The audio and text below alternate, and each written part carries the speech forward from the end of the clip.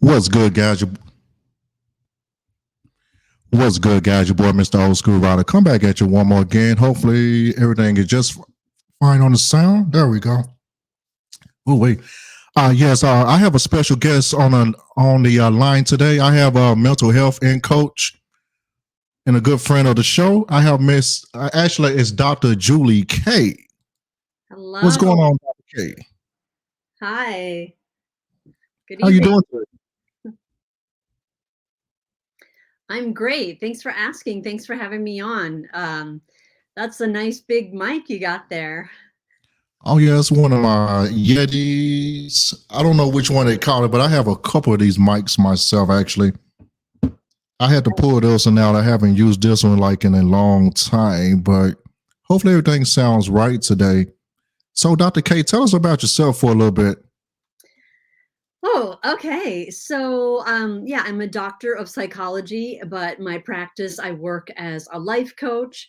And I like that because I'm not bound by any insurance protocols or any licensing boards telling me what I can and cannot do. But the cool thing about being a doctor of psychology, as you can see from my wall, I do have a bachelor's, master's, and doctorate in psychology. So I've been educated. But the fun thing about also doing life coaching is I can use all these other types of life coaching tools, and I can help work with people that just are dealing with small challenges, or they're maybe just they're ordinary people but they want to be extraordinary. So I don't only have to see people that are really really suffering from some illness or sickness. And my style is a little bit more casual, but also kind of intense and direct. And a lot of my clients, they want, like, I want solutions, I want answers, and I'm like, okay, let's jump right in. I don't always make people join therapy and then we're meeting every single week for like 5 years. I mean, some people might come for a month and they get what they came for. Um, so yeah, that's a little bit about me. I'm based in Los Angeles. I do all, well, I'd say pretty much 90% is online through Zoom or FaceTime. I do have an office in, they call it West Los Angeles, where I can see people in person. And I also have a technology that uses sound therapy as well. So yeah, that's my short intro, and back to you. Oh, since you mentioning the sound technology, how does it work in your practice? That's the first time I heard of that, actually. Okay. So originally the technology was developed by Dr. Jeffrey Thompson, and he has a website called scientificsounds.com. And he trained me, and I purchased from him. It's basically like a stereo that has headphones connected to it. It also has glasses, but the glasses have LED lights in them. And then there's a chair that's kind of like one of those relax the back recliners, and it goes back to like a zero gravity position. And they took it apart and they put pretty much the sound transducers in it. It's similar to if you've ever been to a nightclub and you sit on a speaker and you can feel the music. So my sound chair is almost like you can feel the music, hear the music, and you can see the music. So it has auditory, visual, and kinesthetic. And the music is all composed on what's called a binaural beat, but the binaural beat also is to kind of balance the hemispheres of your brain. Does that make sense?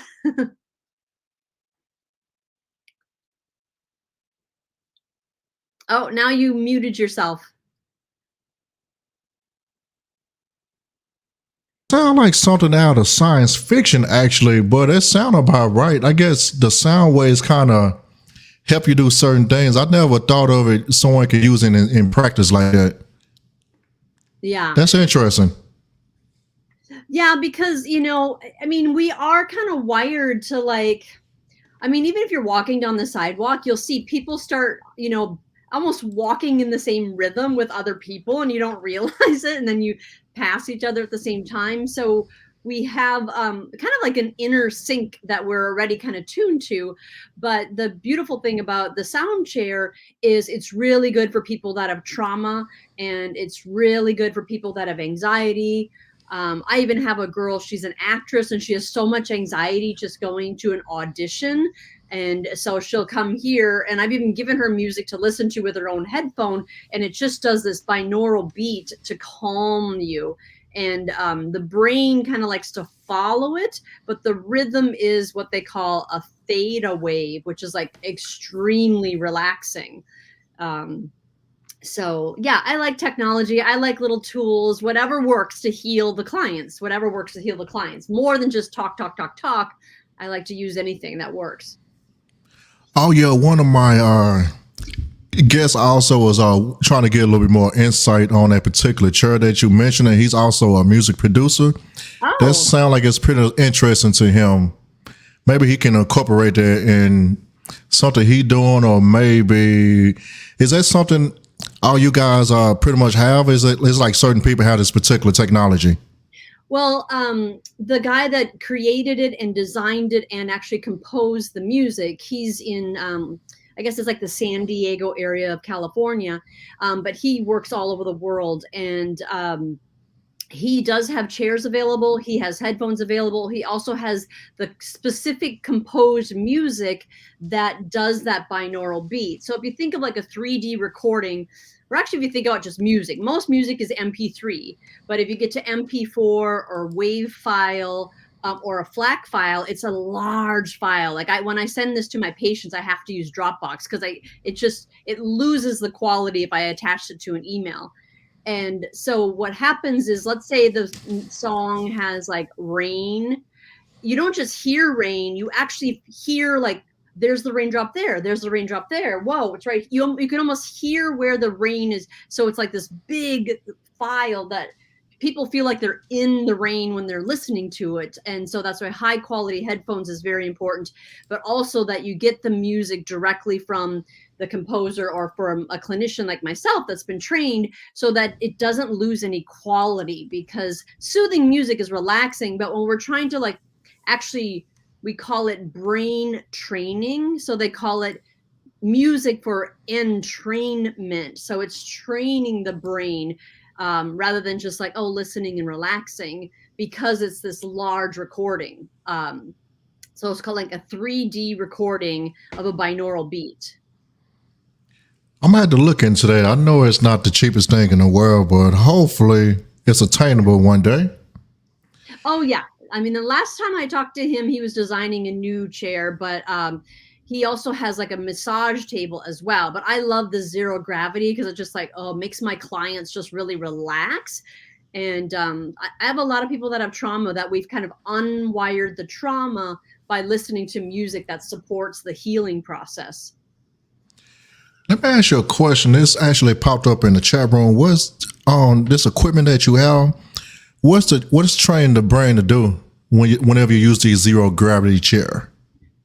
Well, most of the programs I have are to relax the brain to a place where it's following the music. Because what happens is, most of us, we're going too fast. So anxiety and stress. So if I were to put like these like sensors on somebody's brain and I measured their hertz per second are like 15, 16, 17 hertz per second. And so the music helps the brain slow down. So it's more like an 8 or 9 or 10 hertz per second. And when we're in a more relaxed state and we have the music kind of holding us there, while we're talking about a car accident or a trauma that happened, that's unwiring the trauma in the brain. Because usually what happens is, the it's similar to a lot of research that talks about flow states. Like if you think of like, okay, basketball, like when a basketball player is like in the zone and they're just like hitting three-pointer, three-pointer, three-pointer. If I were to sneak up to that basketball player and put brain sensors on him, actually when somebody's in the zone, their brain, the frequency of the waves are very relaxed when they're actually in the zone. Then there's sometimes just, oh, they're on a lot of caffeine and they're just getting lucky. But that zone state is slowing the brain down. And if you can measure the brain waves, it's like, whoa, when somebody's in the zone, their brain is actually chilled out. And so the training of the music kind of trains, kind of like a muscle. When we go to the gym, we do bicep curls to strengthen our muscles. if we can train your brain to be familiar with this relaxed state, it's almost also like training you to get into flow state by going there, holding you there with the music, and then it becomes something familiar that you can go back to. Because most of us are like fight, flight, freeze, run, go faster, drink more caffeine. And the true sweet spot for memory and for sports and for healing is that same flow state. And a lot of people say, oh, why can't I just meditate? Yes, you can, and that's great. But a lot of people, if they sit for an hour meditating, their brain is only in that state for maybe 12 minutes. And then something distracts them, and then they go out of that specific state. Am I making sense? I know I'm kind of scientific here. Oh, I guess this Mr. Beats had that question. What am I training the brain for? To just stay in a healing state. So in a healing state, which is also the same state, they call it a theta brainwave, THETA. And in that state is you can have memory, you can have flow, you can have healing, you can unwire trauma. It's like the sweet spot. I think I answered Mr. Beats' question. Okay. Yeah, it is very interesting. I geek out on it, but it's amazing. It helps me cut down therapy appointments with people a lot shorter. Like I will have somebody for trauma, sometimes only 6 appointments, sometimes only 9 appointments. I've had people actually get into car accidents and they qualify for having PTSD. And we've done 6 appointments and they're like, I'm driving calm again. And I was like hanging onto the steering wheel and my palms were sweating after a car accident. And after 6 or 9 sessions, they're just like, is it, could I maybe not need any more sessions? I'm like, if you're, driving your car calmly and you had PTSD before, then come back for another tune-up session if you need it. But, I don't live in your body, but if you're relaxed, then it worked. Mr. Old School Rider, did you leave me alone here?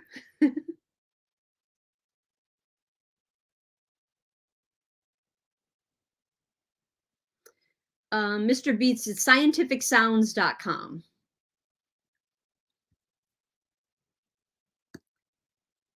I will put that in the chat.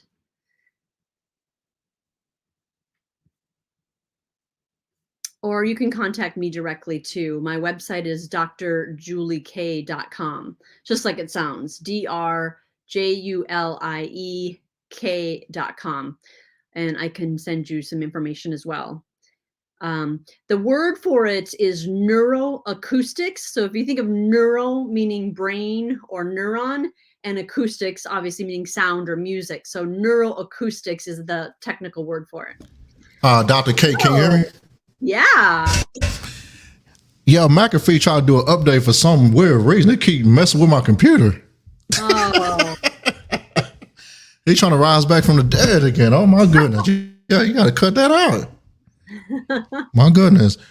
But Mr. B Main Beats, yeah, that is very interesting stuff that she's talking about with the sound chair. Wow. I gotta find somebody to have that actually too. Well, even if somebody doesn't have access to the actual chair, even if you just get the light glasses or just get the music also kind of does this on a slower, but it's so awesome. It just feels like you took a nap and you're just like, oh, it feels like when you're just floating kind of in the music, it just feels like, oh my God, I'm back in the womb. This just feels like everything's right in the world.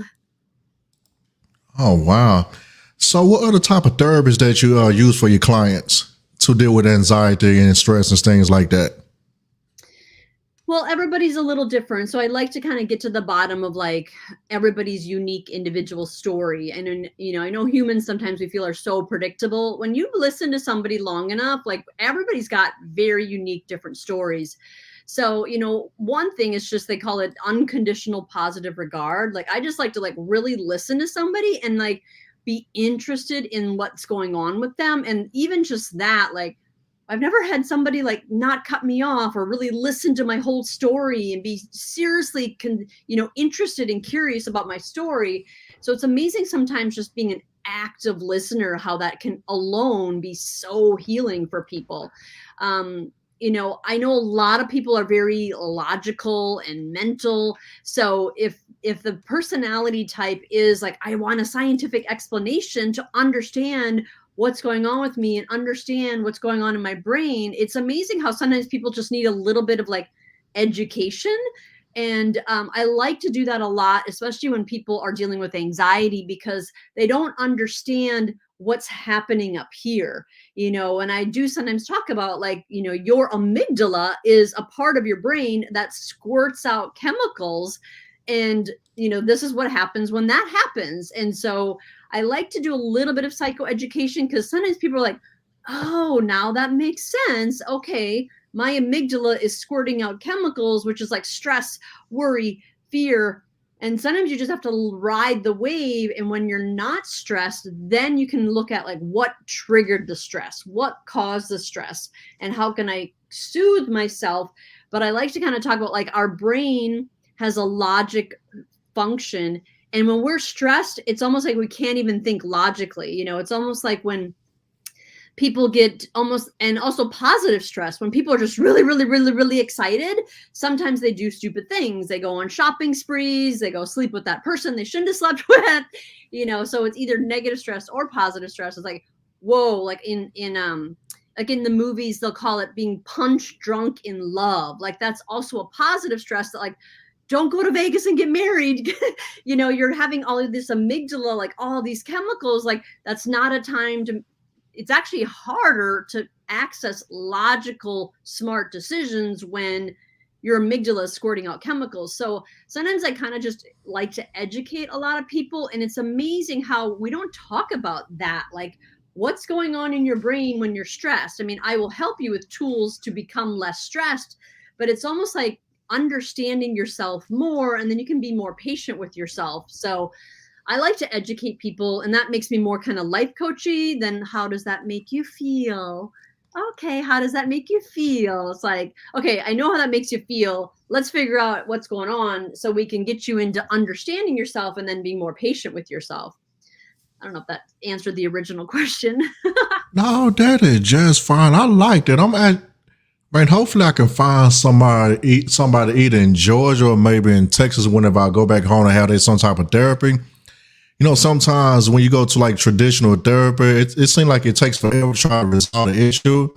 And a lot of times you don't like resolve the issue a lot of times. I guess some people kind of get frustrated with that. I get it.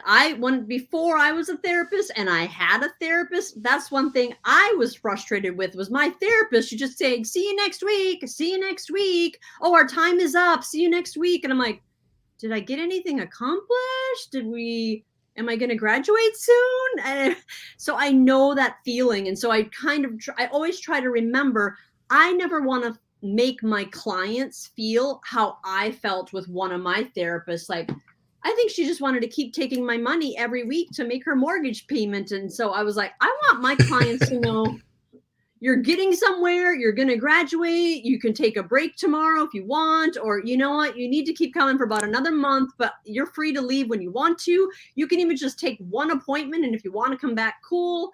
But I want you to feel like we got something out of the session, because that feeling is yucky, and I just, like, that doesn't work for me, so I don't want to be that to my clients. So I hear what you're saying, because I've been on the couch as the patient feeling that too. Yeah, in the past when I went to therapy and stuff, it was so daggone frustrating. You try to talk about what's going on. It takes like maybe, like, it seems like you be in a rush sometimes whenever you talk to a traditional therapist. I mean, I had like a couple of them that did their thing like a long time ago, but they're not here anymore. But in other times I try to talk to somebody, it just seems like you get put in a rush, or we kind of go round and round. We just never get to the actual issue. Yeah, I hear you. Yeah. And you know what? Sometimes it takes a little bit of like, I think a therapist and a client, it's almost like going on a date. We have to find somebody with it's a little bit of a match. And I do free consultations with my clients. And after talking to somebody for, maybe like 15 or 20 minutes, and if I feel like, you know what, I'm not the right person for you, I do refer out, or I do say, you know what, you should be somebody of your same culture, or, you know what, I might not be the perfect therapist for you. And I do have people that are just, they're very like ill and struggling and like need medication. Like I will work if somebody really needs a lot of self-care. I'm like, I'm a little bit more of that life coaching therapist, and I'm more for people that are functioning and just having some challenges. But if somebody's barely functioning, I will refer that out. And so I definitely don't take every client, but I like to do a consultation. And it's not good for you and it's not good for me if I think I'm the therapist for every single person. So yeah, sometimes it's just not a match, but sometimes therapists don't say that. They just want another client. And it's like, my reputation is too important. My reputation is too valuable that I would rather, keep my reputation pristine and, than to just try to fix everybody. Yeah, you are highly recommended from certain people and stuff. You kind of help them deal with their issues in the past and stuff. Your name pops up sometimes. I'm like, you know what? Let me see if I can get her on. Yeah. Oh, probably on Twitter. Yeah. All your Twitters are like the wild, wild west right now. If y'all been on Twitter, you guys pretty much already know what's going on with that. But hey, yeah. My goodness. So, how long you been a therapist? Since 2007. But before that, I did some life coaching while I was in school. And before that, I was doing some breathwork healing and meditation. And before that, I was sponsoring people in Alcoholics Anonymous. So as far as like helping people, I've been helping people, for probably 25 years. But before I could call myself like a life coach that has finished, and got my, 3 degrees, it's 2007, but that's already, oh God, that's 15 years ago already. God, time flies.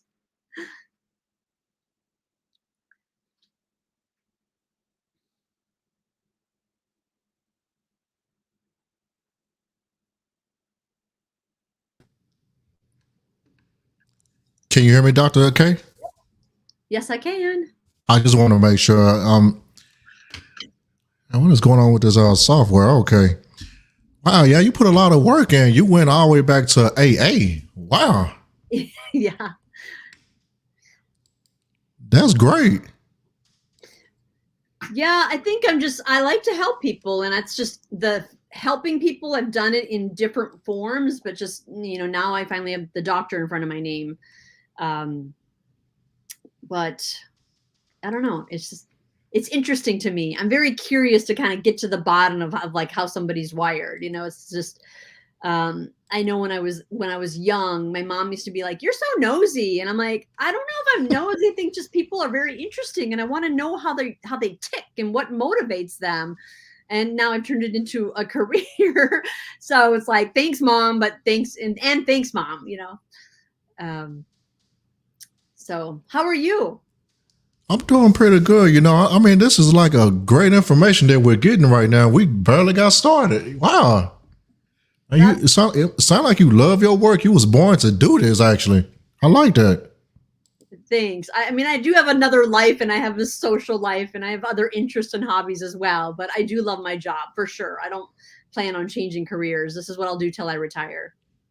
I mean, you're not dreading your job. I mean, especially on social media, you have certain people that's like in the, had the higher up degrees and stuff like that. They pretty much hate their job and stuff. They kind of vent online, or they do like destructive behavior, like you were saying earlier. Like you were saying, it was good and bad stress. That's the first time I actually heard about good stress. Mm-hmm. I gotta get them a little bit more information on that. Okay. So let's kind of transition here just for a little bit. What we talked about on the phone here recently, you also was raised on a farm, correct? Yes. Tell us about that on your first experience with your first car. Okay, so it's so funny because I was like, I have to go through my photos and see if I find some old photos. My I worked on a farm for over 18 years, and my parents have a farm. They still live on the farm, and I saved all the money that I made from babysitting and doing farm work and feeding the pigs and chopping wood and carrying water and all this stuff. And my first car I bought on I think it was around my 16th birthday, was a Chevy Nova. And I've been looking for a picture of it and I can't find it, but my brother had another car, some sort of muscle car as well. And so my mom, one time on our birthday, she made a cake with pictures of cars on it. So I don't know if you can see this. It's our birthday cake, and we're both sitting there, and our birthday cake has cars on it. Oh man, that's amazing. So, yeah, it's kind of funny how you were talking about, we're going to talk about cars. And I'm like, hear me. Well, my brother was born on the same day as me, but he's a year younger than me. So we share a birthday. So we got one cake, but like, that's how much into cars we were for our first car. But I had that Chevy Nova, the SS Super Sport was the first car that I bought, paid cash. And I was the coolest girl in high school when I drove that on to school. It was loud. That was in California. Where this was it somewhere else? Minnesota. Ooh, that's cold. Yeah. My goodness. Wow, I wish you guys don't still have that car on the farm still, do you? No, I sold it to somebody, and I can't remember who I sold it to, but they were like, why are you driving this? You should be restoring this. And I'm like, because I look cool in it. And I saved all my money from doing farm work until I was 16. And I'm like, of course I'm going to drive it. So whoever I sold it to, I think is maybe trying to restore it or hardly drive it at all. Because he's like, you don't even value what this car is. And I'm like, I just want to look cool. Oh yeah, especially in California, the price of gas is kind of it's interesting. How much is it right now in California for gas, like a gallon? $5.37 or something, or yeah, it's like $5 a gallon. My God. Whew. Yeah. Yeah, I'm in Georgia. It's like 3 and some change right now. But when I went home back to Texas like a few weeks ago, I saw gas for like $2.38, $2.40, $2.50. I'm like, yes, I am back. Fill her up. I was riding around like I didn't have to come back to Georgia, but reality set in when I hit Atlanta. I mean, some of the prices end up being like some places like $4 and some change as well in Georgia, but mostly it's like in the mid $3.50ish price range. But I might have like a couple old cars myself I deal with. I mean, they fun to drive, but when putting gas in there, it just like, damn, I gotta put gas in this car again. Is it a Corvette? I wish. I had eyeball cars. Let me see. The one I have up here, it's a 74 BMW 2002, the little short BMW. Oh, wow. Cool. Yeah, those like money pits, but yeah, I mean, it's decent on gas, but you know, it's not like a Honda putting gas in, even though it's a small car. Yeah. And things like that. And back in Texas, I have like a few Oldsmobiles, you know, those like gas guzzlers all day long. Yeah. I mean, maybe $10 will give you can drive for like maybe 30 minutes, maybe. Oh, yeah.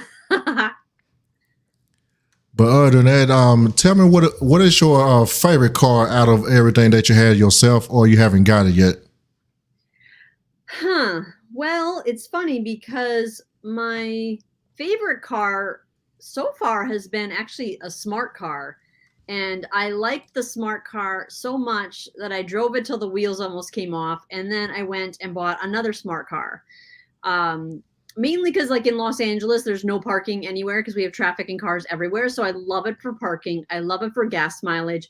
I just really enjoy the convenience of it. I like my low car insurance. And it's actually pretty spacious. So that's like, as far as usefulness, that's my favorite car. It's funny because I have to tell you a quick story. When I was in my early 20s, and this is after I left Minnesota and left the farm and I moved to San Diego, I worked for Mary Kay Cosmetics for a while. And I actually sold so much makeup that I won a Pontiac Grand Am. Oh. Um, so, I mean, I sold a crap load of that makeup, but I actually won 2 different cars through Mary Kay. And what I was trying to get was the pink Cadillac, but I didn't quite sell enough for the pink Cadillac. So I got 2 Grand Ams. So that was fun to earn cars from sales that I didn't have to pay for. But you have to keep selling and keep selling and keep selling. And then they will take the car back if you don't sell enough. But that was kind of a cool accomplishment. And then after that, I actually bought an Audi. I guess and I liked this Audi a lot, but this specific Audi was a lemon. And I think this one I paid so much in repairs. It just was one of those that just comes off the line. They say kind of like born a lemon, always a lemon. And it was one of those that I just happened to get a bad Audi. It was an A4. And it had red with tan leather interior, which most cars have black leather interior. So I was like, I loved it, but it was in the shop. It was in the shop more than I actually had it out of the shop. So it was like time to get rid of that. So then after my negative experience with my Audi, then I was like, no. I'm going for a smart car. So I probably wouldn't have been open to getting a smart car if I wouldn't have had such a negative experience with the Audi. Wow, one of my daily drivers I actually have a Volkswagen Jetta. It's been mostly good for the most part. It's actually a diesel. I know you're a small car person, but that diesel run like forever with that particular car. And I get like close to 50-ish, like gas mileage wise. I can drive here from Atlanta to Vicksburg, Mississippi on 1 tank of gas with the AC on. Wow, it's a Jetta that's a diesel? Yes, they don't make those anymore. Yeah. I think it was a few years back, Volkswagen had a lot of issues with the diesels. They had to recall pretty much all of them to either, get them out of here or pretty much fix them. But my car is set for like 3 years before I bought it. When I bought the car back in 2019, I'm like, oh, it got brand new tires on there. I was like, man, this car is nice. I started driving it. Of course, it started having those Volkswagen issues. All the stuff started falling apart. I'm like, this car is a daggone lemon. It had like 40 something thousand miles on it. I drove it up to like 60 something. I'm like, I started getting a lot of smoke in the tailpipe. I'm like, what the heck I'm gonna do with this? I got to return this car. And I found out through the dealership, those particular cars had a warranty on it from the factory up to 120,000 miles. Whoa. Whatever go wrong with it, they'll fix it. Wow. During early 2020, they pretty much replaced the engine, the exhaust, computer. They pretty much went through the whole car, like mechanic wise, to get it fixed. But it was gone for like 3 months. Oh, yeah. And that was the thing. And also during the pandemic, you couldn't really get parts from overseas like that. I had to wait for a while, get like certain parts. Right. Yeah. Well, they pretty much fixed my car for free. It was like, they got almost $10,000 worth of work done to their car for free. Oh my gosh. At the time, the car is not, back then the car is not worth that much. But now because of the used car prices, everybody's marking up everything. Now the car is worth quite a bit right now, what I have. Yeah, because of the supply chain issues with we don't have enough computer chips. Well, since you love cars so much, I have to, there was one time in my 20s when I modeled for a car calendar. And so I have a picture of me in a very cool car, but I never got to drive it. But I was in a car calendar in this car. Oh my goodness. Tell everybody what type of car that is. I don't know. No. You tell them. You're the expert. Hold on. Oh, you freezing up on me. God dog it. Hold on 1 second. You freezing up on me. I can't even see it right now. It's a Corvette, I think. Look like a Chevy something, but you froze up on my screen right now. I can hear you, but you froze up. Anyways, I just thought, okay, since we're talking about cars and I was going through my photos, I'm like, I'm going to pull out the car calendar picture that I did when I was younger. How many of those you have, those calendars? How many of those do you have left? Oh, zero. They just, I did it for a company, and then they just handed them out. It was like Snap-on Tools or something like that, or they decided to just give calendars out as presents to all of their customers. So that was just me modeling, this one car. Your fans who are going to watch this are going to be mad at me that I can't rattle off all the stats, but Yeah, I'm actually I'm looking at it on my phone. Actually, I should not be doing this on with you two on my phone, but yeah, that's a C2 Corvette, if I'm not mistaken. I think like early, like mid '60s Corvette. Yeah, that's the one everyone likes so much. yeah, Car worth a lot of money. Yeah. Hence why they wouldn't let me drive it. They're like, and then they're like, be careful sitting on the upholstery. Don't ruin the upholstery. I'm like, I'm careful. I'm wearing cotton. Don't worry. I'll be careful. But that was an interesting experience to have. Oh yeah, you got the big hair and everything. My goodness, you're a calendar girl. I did not know that. That's a fun fact for everybody out there. Dr. K was a calendar. I mean, a car model girl. Car, yes. Yeah, college was expensive, so I got creative. Whatever works. But I have to show you one more picture. I don't know if you can see this or not. But why I love cars and why I can drive just about any car is the first thing I drove before a car was a tractor. So this is a picture of, me driving a tractor, and that's where it all started. So if you can drive a tractor, you can drive any kind of cars. Oh my god. Oh, that's an old school tractor. Is that a John Deere that you remember? I'm trying to remember what that is. That is old school. This is a cat, but it's a John Deere. Oh, Caterpillar. Caterpillar, yeah. Yeah. But I mainly drove John Deere's. That's funny that you say that. Almost all we were like very loyal to a brand, So mainly John Deere, except for that one cat. So yeah, I had my farm permit at 14, and I've driven motorcycles, snowmobiles, four-wheelers, bobcats, tractors, and because I had to when I was, I'm the oldest and we were raised on a farm, as soon as I could drive, they're like, work. So then I saved all my money and then I bought my Nova. If you ever come out with a book or some type of documentary of your life, it's going to be very interesting.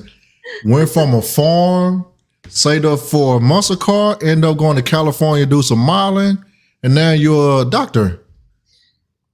Yeah, crazy story. That is very interesting. I like that.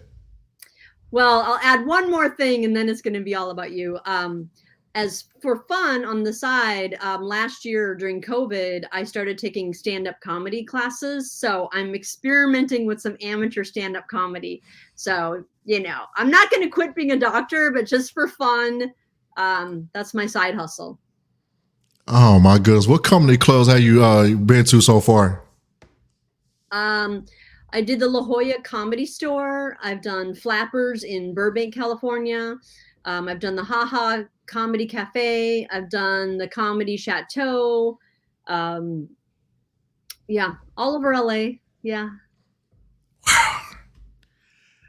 What kind of? Let me see. Since you brought that up, what's a good joke? Tell us a joke real quick. Can you do that? Let's see. Oh, so, so I'm a therapist and a doctor. And so when I date people, they think, oh, Dr. Julie's going to be my sugar mama. And it's like, after 14 years of grad school, do you think I have any money left? Sugar mama, screw that. More like Splenda mama. I can't afford to be somebody's sugar mama. I can't even afford sugar because school was so expensive.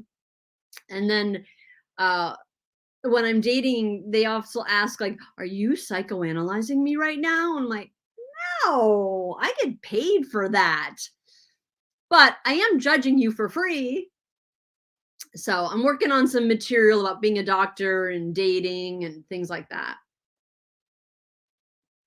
But I know it wasn't funny because you didn't laugh. Just kidding. I think that's going to work for you, Dr. K. Your stand-up comedy, the side hustle. You incorporate your work into it. That's going to be quite interesting. Uh-huh. It's fun. It makes COVID not so boring.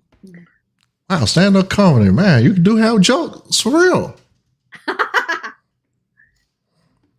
So tell us about the work that you do that impact like certain people life. What's a good story? You don't have to mention no name or anything like that, but what's a good story that your work impacted someone else's life? Um, Gosh, there's so many stories. I think, some of the things that are the most impactful is when I meet somebody. So I'm thinking of a client. I think we met through Twitter actually, and she's on the East Coast. And so we did FaceTime therapy. And at the time, she had lost custody of her kid. She was addicted to cocaine, and she was kind of doing whatever it takes to make a living. And we just started doing therapy every week for a while. And so we finally got her to consider, like, you might have a little bit of an addiction problem. And she's like, oh, I never thought of it like that. I thought I just like to party and like to have fun. I'm like, but a lot of times with addiction, usually other things in your life fall apart. If you like to party and that's all, then usually people can kind of keep their stuff together. Anyways, long story short, she ended up just like, I'm going to put my sunglasses on and I'm going to sit in the back row of a Cocaine Anonymous meeting. And when she was there, she heard a woman speaking who she was like, I relate so much to that woman. And then she's like, I'm going to go back to that meeting again. I'm going to go back to that meeting again. And so I just suggested, well, why don't you keep track of how many days you don't drink or do drugs or do cocaine? And anyway, she was just so excited to kind of like say 7 days and 8 days and 9 days. So we got her to a place where she had 30 days, and she was so excited because at this meeting, you get to take the 30-day medallion. Well, then she was feeling a lot more confident about like, wow, I'm sober. I guess I'm an addict, but I like being sober. I like kind of feeling like I'm more clear-headed. I have like a plan. And she's like, I think I want to pursue the judge and start to find out like how hard would it be to get custody of my child back or partial custody of my child back. And so we did a lot of talk therapy, and she stayed sober, and she started like saving her money. And then she started like, kind of organizing her taxes, and she started like looking for like a stable home to live in, where if she did get part-time custody of her child, then she, it had to be a certain, like, with enough space and enough bathrooms and a kitchen and all this. And so long story short, I ended up actually writing a letter that she took to court and gave to the judge. And now she has 50% custody of her kid back. And now she's got 3 years clean and sober from drugs and alcohol.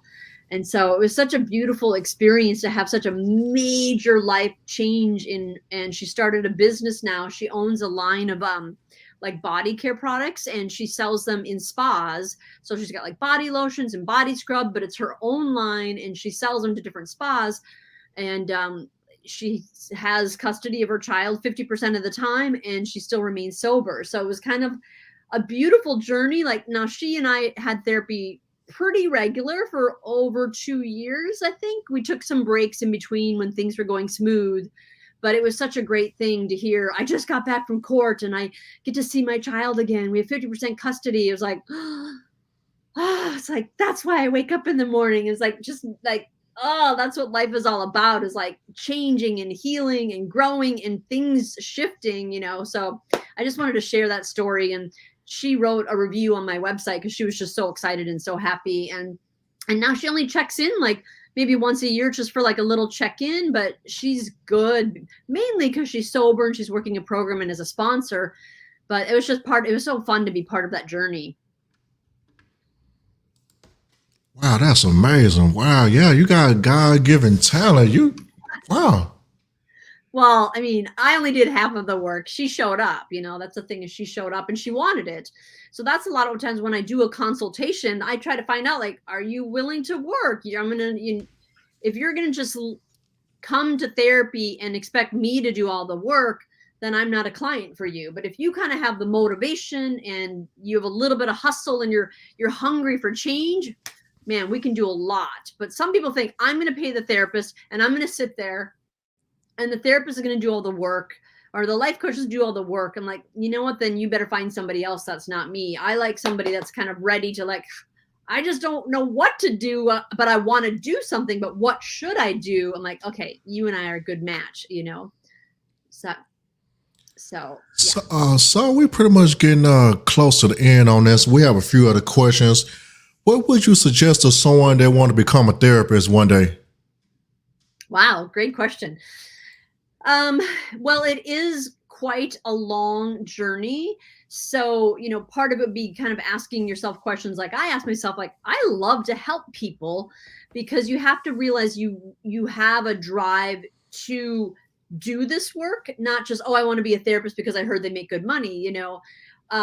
But you know, you have to also understand that there's a step one and a step two and a step three. And, you know, whether it's going to school, then there's your internship, then there's building your practice, and then there's building a business. It takes a while before you can like open up your office, like, I am a therapist now, because a lot of times school won't tell you what you have to do after school. And then after school to get, you know, licensed, they don't tell you how hard it is. Now you have to build a business, you know. So there are a lot of steps. And I really suggest a lot of people really do a lot of research as to what's all involved, so they know what they're, you know, it's like, don't bite off more than you can chew, just so they know what you're embarking on. Because some people realize, wait, I'm done with school. Now I have to do 3,000 hours of an internship. Oh, wait, now I have to take a prep course and study for the test. Oh, wait, now I have to find clients. Wait, now I have to open a business and advertise. It's like, yeah. But it's worth it when you really can help people. But it is quite the journey. So a lot of times I tell people, think about what you want to do at the end of it. Do you want to be a sports psychologist? Do you want to work at schools? Do you want to, sit around in your office and just take insurance and talk to depressed people all the time? So there's so many. Do you want to work for the CIA? Do you want to work for the FBI? There's so many things in psychology you can do. So I kind of think, what do you want to do, and work backwards from there. I wish that I would have gotten more into sports psychology. It's probably one of my biggest regrets, because I'm so into the athlete mindset and flow state. So I always, on the side, I'm always studying anything to do with athletes and peak performers. It's just, I don't know, it just interests me so much. So I'm just kind of speaking a little bit from experience. Like, I wish I would have kind of thought more about it before it just started going, because I probably would have went more in the sports area. But such is life. You live and learn. Yeah, I hear you on. I hear you on now. Wow, with the work that you're doing right now, for what you come to this particular point, you actually helped out a lot of people from various backgrounds. If it wasn't for you being took that other journey in psychology, some of those people might have went on the deep end, or they might have done something a little bit differently. They might have negatively impacted their life. Mm-hmm. You came in at the right time for those people. I hope so. I have met some people that I'm like, whoa, you should have started therapy a year ago. And they're like, I know. And so, it's never too late to do something, but some people really make a big mess of their life before they reach out for help, and so that's why you don't have to hit a low bottom. You can just hit a bottom that's in the middle and be like, okay, I need to change my life. But even if somebody has a really low bottom, they still can come to therapy and they can change things. But it's really a bummer when, like, they lost their wife, they lost their house, they lost their job, and then they can barely even afford therapy, or they have a health insurance coverage that doesn't cover outpatient mental health. Then that's really a bummer. And that's one area of the whole mental health industry that I'm a little bit kind of upset and frustrated about, is that for those people that have like screwed up their life so bad that they don't have insurance coverage and they have no money left to get real professional help, those people have to go to like churches, and those people have to find more like community clinics, and that's great. But sometimes a community clinic has like a 3-month waiting list. And so it's like, when just a few things start to fall apart, like, don't be afraid to ask for help, or just have a couple sessions with a therapist, because it can be a really sad situation. Like, I know in Los Angeles, we have such a huge homeless problem. And it's for multiple different reasons, but I think one of the big reasons is the accessibility to affordable mental health services is limited, and the system does need to kind of upgrade and level up. So it's like, don't wait for everything to be gone before you reach out for help. I hope somebody hears that and gets that.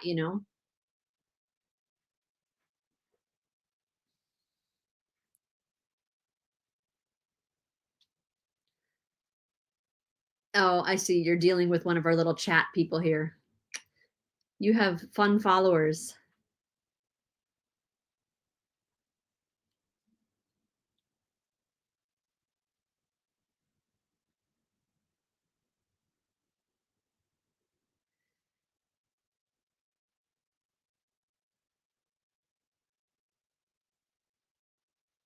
I know that we were wrapping it up, and I think that was one of your last questions anyways. Oh, here Dr. you K? go. Okay. Hi. Can you hear me, Dr. K? Yes. Yeah, I was looking at the chat. That's what I'm looking at. Yeah, most of these like spam accounts, I've been blocking them the whole Yeah. show. That's why I kind of been looking to the side a little bit. But yeah, Yeah. I don't know who these people are. They pretty much are bots. I think they might be bots, because I've seen a little pattern in, the emojis. They start with 3 emojis, 4 emojis, 5 emojis, and then back off like that. Seems very mathematical. Now I'm psychoanalyzing the bot. I can't help myself. I I know, especially on Twitter and stuff. When certain people follow you, I'm like, it's too many emojis. It's too much. It's too many characters for me. I'm like, this can't be right. Yeah, that's probably a bot. Yeah, they pretty much getting blocked so far. I'm over here clicking and the system kind of doing its thing on its own, of course. But wow, yeah, them bots is almost over, y'all. Y'all can mess with somebody else's chat room here in just a moment. Thank you for Okay, inviting Doctor. me. I really appreciate this. Thank you for reaching out. We'll talk a little bit late on the back end, of course, but tell everybody where we can find you at your Okay. social media and things like that. Yeah. Almost all of my social media does funnel back to my website. So it's drjuliek.com, just like it sounds, drjuliek.com. I am on Facebook as well. I am on Instagram as well. On Instagram, I'm Julie K. And then my degree is PSYD, which is a doctorate in the clinical psychology. So Julie K PSYD on Instagram. And then I'm on I have 2 different Twitters. I have a Twitter for the adult industry, and then I have a personal professional Twitter as well. And I'm on LinkedIn. I think I'm on Snapchat as well. But drjuliek.com is the easiest way to find me. And then I do online coaching, and then I do in-person in West LA, and sometimes I do in-person in the South Bay of Los Angeles as well. But I love online because I can see people all over the world, and I do have clients all over the world. I think I have a client tomorrow actually who's in Saudi Arabia, so it's kind of fun to be able to do online with people. Oh wow. You mentioned you have 2 Twitters. You have a regular one and the adult one. I think that's the one you follow. I follow you or whatnot. You do a wow. Do you do any type of work with on the adult side? Sometimes kind of help them out. Yeah, if it's somebody who works in, the adult industry, whether they're, working in film or whether they're working, in some sort of like sex worker industry. I've worked with a lot of the people in that industry, partially because they need somebody that can keep all their secrets. And they also need somebody that doesn't judge them. They need somebody that understands. And I've had women and one man in that adult industry, gosh, almost like 4 or 5 years or more now. And so I've seen it all. I've heard it all. And I always like to come with like kind of this very non-judgmental tone. And I realize that what they do for a living is just a part of their life. And I think they get a lot of professionals think what they do is the biggest reason that they need help. And what I find a lot of times is what they're doing in the adult industries is just a part of their life, but then it's the secrets and feeling safe and comfortable to have somebody they can just be open with. And that's why they really like coming to me, is because they're like, oh my God, Dr. Julie doesn't judge me. I can tell her all of my secrets. And I will let, my adult industry people, if they want to remain kind of partially anonymous so that they can still get high quality help and support. But if they're really nervous about what they do for a living, and me knowing that I have this agreement where we can still help each other, but I don't need to know your first name, your last name, your social security number, where you live. And so a lot of the clients in the adult industry, they like that I've kind of developed this anonymous style. And they are like, oh my God, you're the only person who knows every dirty secret that I have. But like, oh my God, it feels so good that somebody knows. And it's like, yeah, that's a lot of secrets to keep, so I hope that answered your original question. Yeah, holding secrets get kind of overwhelming sometimes, especially it depends on where you're holding secrets for. Sometimes you just need to kind of have an outlet without being judged about it, which is a good thing, of course. Some people take that stuff to the grave, and some people kind of let that sit on their chest, and they just have all type of health issues and stuff like that, trying to hold stuff in. I mean, sometimes you gotta have an outlet, just let that out. Whew, yeah, it can really feel heavy, and so you're right about that. You're definitely right about that.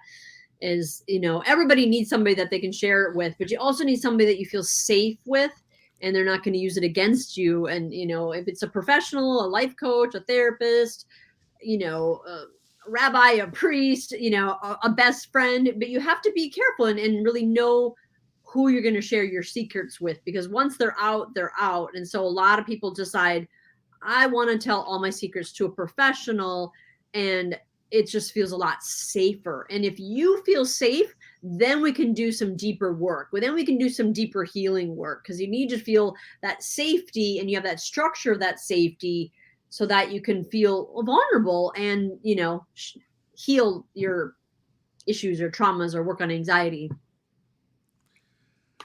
Wow, that's why so many people recommend you so much. I'm like, hey, go talk to Dr. K. She might be a good person to speak with.